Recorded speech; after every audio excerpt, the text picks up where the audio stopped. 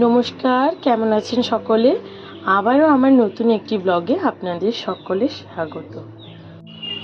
আজকে সরস্বতী পুজোর ঠিক আগের দিন, আর আমি আর বোন আমাদের এখানে দুর্গাপুর বাজারে গিয়েছিলাম কিন্তু বাজার করতে।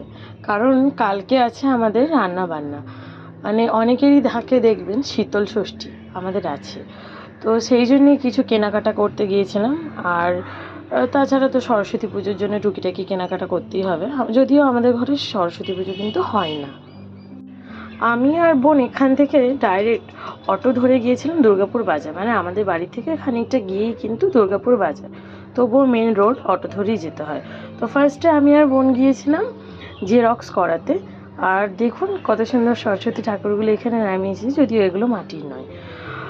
তো জেরক্স করিয়ে তারপর আমরা যাব সবজি বাজারে। তো অনেক রকম সবজি কিন্তু আমাদেরকে নিতে হবে, তো সেই জন্যে আমি আর বোন টুকিটাকি জেরক্স করিয়ে চলে গেছিলাম। আর দেখুন এই যে গ্রিটিংস কার্ড, তো আগে ছোটোবেলায় মনে আছে কত সুন্দর দিতাম সবাইকে, সবাই ফ্রেন্ডরাও আমাদেরকে দিত। তো এখন তো সেগুলো চলেই গেছে, সবাই হোয়াটসঅ্যাপেই দিয়ে দেয়, ব্যাস মিটে গেল। সোশ্যাল মিডিয়ার যুগ হলে যা হয়। তো জেরক্স করিয়ে আমরা যাচ্ছি এখন সবজি বাজার করতে। তো হঠাৎ করে দেখছি মা মামাকে নিয়ে চলে এসছে, তো বললাম চলো মামাকে ছেড়ে দাও, আমি আর তুমি চলে যাই, আর বোন জেরক্সগুলো করিয়ে, যেহেতু তাড়াহুড়ো আছে তো বোন চলে যায়। তারপর বাড়ি ফিরে এগুলো কিন্তু আমাদের সমস্ত কিছু জোগাড়জান্তি করতে হয় রাত্রে। তো রাত্রে স্নান টান করে, যেহেতু মায়ের এই বছর কালা ওষুধ আছে, মানে মায়ের জেঠু মারা গেছে, তো সেই জন্য মা কিছু করবে না, এটা কিন্তু করছি সমস্ত কিছু আমি। তো যাই হোক, আমাদের যা যা নিয়ম আছে আর দেখিয়ে দিচ্ছে মা, আর আমি করছি। রান্না কিন্তু মা করেছে। তো কি কি রান্না হয়েছে আমাদের এখানে দেখাচ্ছি চলো। এখানে ভাত আছে, পালং শাকের চচ্চড়ি আছে, আর এখানে আছে মাছের মাথা দিয়ে বাঁধাকপি। আর বাঁধাকপি কিন্তু খেতে বেশ ভালো লাগে, যেহেতু পরের দিনে ওটা কিন্তু আরও বেশি ভালো লাগে।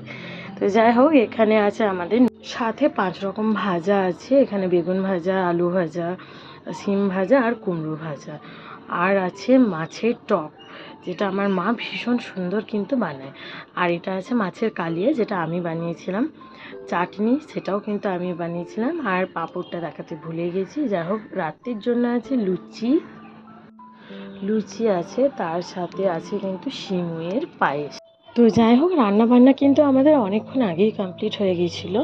তো এর আগে আমরা পুজো সৃজনে চাপানোর আগে গিয়েছিলাম সন্ধ্যেবেলায় নিচে, যেখানে আমাদের একতলাতে পুজো হয়েছিল, তো তাদের বাড়িতে গিয়েছিলাম।